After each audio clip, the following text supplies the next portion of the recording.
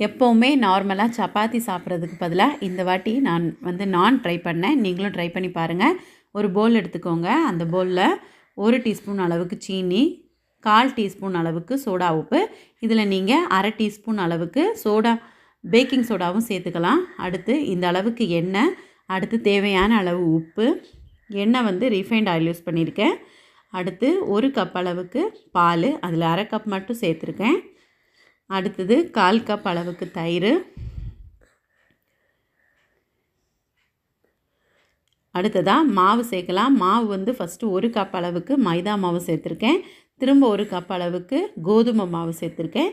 திரும்பவும் ஒரு 1/4 கப் அளவுக்கு நான் மைதா மாவு சேர்த்துட்டு இப்போ நல்லா பிசைஞ்சிக்கலாம்.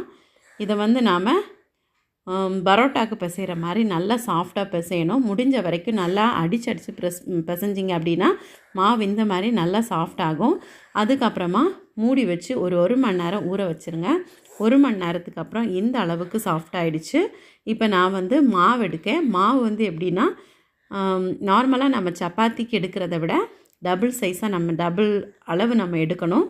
அந்த அளவுக்கு நான் சப்பாத்தி மாவு மாதிரி எடுத்திருக்கேன். இப்போது இந்த மாதிரி நம்ம உருட்டி எடுத்துகிட்டு இப்போ ப்ரெஸ் பண்ணி விட்டுடலாம்.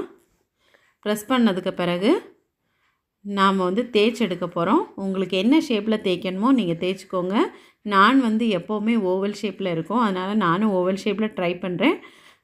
மாவு ரொம்ப சாஃப்டாக இருக்கிறதுனால நம்ம நினைக்கிற ஷேப் கண்டிப்பாக கிடைக்கும்.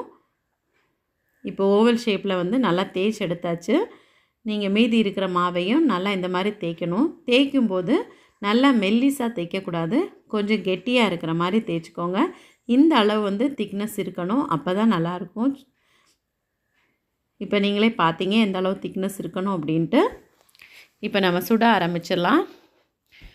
இப்போ ஒரு பேனை ஹீட் பண்ணியிருக்கேன். நீங்கள் நார்மலாக தோசை சுடுற பேன் எடுக்காமல் சப்பாத்தி சுடுற பேன் எடுத்துக்கோங்க. அதில் எண்ணெய் எதுவுமே சேர்க்காமல் ஹை ஃப்ளேமில் நாம் அந்த மாவை அதில் வச்சுட்டோம். இப்போ பாருங்கள் எப்படி உப்பி ஃப்ளஃபியாக வருது அப்படின்னு. இந்த அளவு ஃப்ளஃபியாக வந்தால் மட்டும்தான் நான் நல்லாயிருக்கும். இதை நாம் நெருப்பில் காமிச்சு சுட்டு எடுத்தோம் அப்படின்னா ரெடி ஆயிரும்.